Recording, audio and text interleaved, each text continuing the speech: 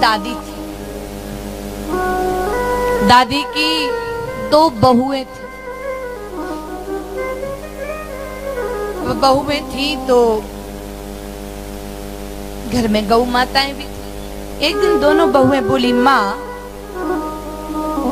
आप इतना काम करती हो हमको अच्छा नहीं लगता, हम 2 बहुओं के होते भी आपको काम करना पड़े, ये तो बड़े शर्म की बात है। तो सास बड़ी खुश हो गई कि राम कितनी अच्छी बहुएं पाई है मैंने, कितनी चिंता करती है, पड़ोसन की कितनी खतरनाक है, मेरी बहू कितनी अच्छी। दोनों बहुएं बोलती हैं, माता जी घर का काम बिल्कुल मत किया करो, कितना सा काम है, रोटी बनाना है और 2-4 कपड़े धोने हैं, घर साफ करना है, और क्या काम है। अब आप घर का काम करती हो तो हमको अच्छा नहीं लगता। तो दादी बड़ी खुश हो गई, खूब प्रसन्न हो गई कि अरे वाह, मेरी जैसी बहुएं तो भगवान करे सबको मिले। धीरे से बहुएं कहती है, माँ घर का काम हम दोनों मिलके कर लेंगे और गौ माताओं का गोबर रोज तुम उठा। माता जी ने कहा, अच्छा ये प्रक्रिया चल रही है, कोई बात नहीं। 25 गौ माता है। कितनी? 25। बिचारी दादी सुबह सुबह जाती, गोबर उठाती, चारा खिलाती, गैया चराने जाती, लौट करके आती, फिर दूध निकालती, चारा पानी दूध गोबर, सुबह 7 बजे से रात के 9 बज जाती। दादी को फुर्सत। अब गांव में कथा चली, गांव की लुगाइया कहे, माता बहना की दादी तू भी चाल, पूरा गांव इकट्ठा होता है, तू क्यों नहीं जाती।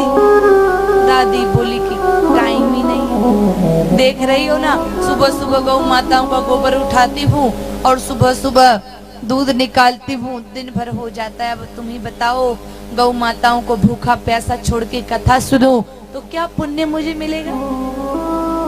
दूसरे दिन फिर दादी आई, माताएं बहनें आई कि तू आज तो चल।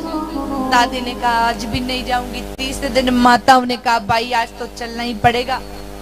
दादी बोली ठीक है थे जाओ, मैं पाछे से आ जाऊं, पीछे से आ जाऊं।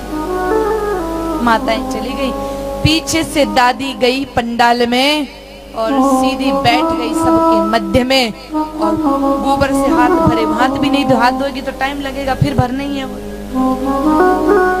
गोबर से भरे हाथ लेकर के पंडाल में बीचों बीच जाके बैठ गई। 2 मिनट सुना, 3 मिनट सुना, 5 मिनट सुना, इतना सुन करके और फिर दादी खड़ी हो गई, कहती है वाह महाराज बढ़िया कथावाच। सब उनका मुंह देखने लगे कि बीच में क्यों खड़ी हो गई। दादी बोली महाराज कथा रोक दो। वो गुस्सा आया कि ये कैसी माता जी हैं, ध्यान से कथा सुनना चाहिए तो महाराज जी को रोक दिया। महाराज जी बड़े निर्मल स्वभाव के थे। महाराज जी बोले बताओ बताओ माता जी क्या बात है। कि देखो बाबा जी कथा आता सुनवा को टाइम तो मने है कोई यदि टकई लेवा आया हो। नहीं नहीं सबने बोला कि अच्छी कथा हो रही है, अच्छी चल चले तो मैं आ गई। टाइम नहीं है, 25 गौ माताएं हैं, आप बताओ महाराज गोबर उठाऊं कि सेवा करूं। भगवान की कथा छूट गई और दादी की कथा। महाराज बोले दादी तो मैं क्या कर सकता हूँ। दादी बोली कि ऐसा करो,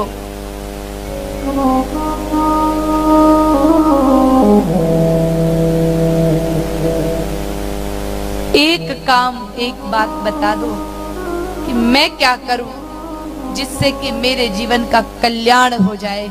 कथा वथा सुनने का टाइम तो मेरे पास है नहीं।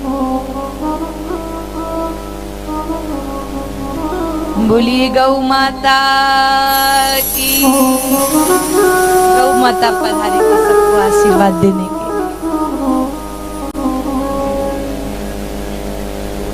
तो महाराज बोले कि दादी तुम तो एक बात अपने जीवन में अपना लो, जो काम करती हो वो भगवान को सौंपो कि भगवान जो कुछ है वो सब। भोजन बनाओ तो ये सोचो कि जो भोजन है वो सब आपका प्रसाद है। कुछ भी काम करो तो वह सारा काम भगवान को समर्पित कर दो कि सब कुछ आपका है। दादी को बहुत अच्छा लगा कि वाह महाराज, अब मैं जाऊं। महाराज के भाई जा तुम कथा शुरू करो। बहुत देर हो गई, दादी चली गई। अब दादी के तो मन में बात जम गई कि भाई महाराज ने कहा है कि जो काम करो वो भगवान को। अब दादी गई, गोबर का तगारा भर लिया, टोपला क्या कहते हैं, भर के सर पे रखा, और सर पे रख करके जहाँ पे गोबर डालते हैं ना, रोड़ी, रेवड़ी, क्या क्या कहते हैं, रोड़ी कहते हैं। अपने गांव, अपने प्रतापगढ़ क्षेत्र में तो नाम भी रख देते हैं, रोड़ी देवी, रोड़ी बाई, तो वो तो बुरा मत मान। रोड़ी पे गोबर डाला, और दादी गोबर डाल के कहती है कि हे भगवान ये लो थारे, क्योंकि महाराज क्या बोले हैं कि जो कुछ है वो सब भगवान। दूसरा टोपला भरा, भर करके फिर पटक के बोलती है हे मारा नाथ यो गोबर भी थारे। तीसरा टोपला भरा, हे मारा वैकुंठ नाथ यो तीसरो टोपलो भी थारो।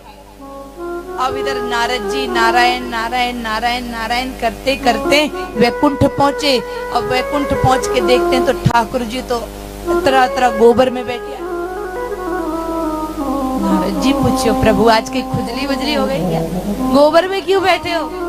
भगवान बोले क्या बताऊं, एक दादी है इतनी श्रद्धा से आती है और मुझे याद करती है, और एक तगारा गोबर पटक के जाती है, इतने प्यार से देती है तो मुझे लेना ही पड़ता है। इतने में दादी फिर आई कि हे मारा वैकुंठ नाथ यो भी थारे। अब तो नाक तक आ गया गोबर। नारद जी बोले महाराज अब नहीं गए तो सीधा गोबर में ही समाहित हो जाओगे। एक तगारा वो दादी आ रही है, वो दादी आ रही है। अब की बार तो दादी ने गोबर का तगारा डालने से ही पहले कह दिया हे मारा गोविंद यो गोबर थारे। ठाकुर जी प्रकट हो गए रोड़ी पर, इला दादी यो मारे।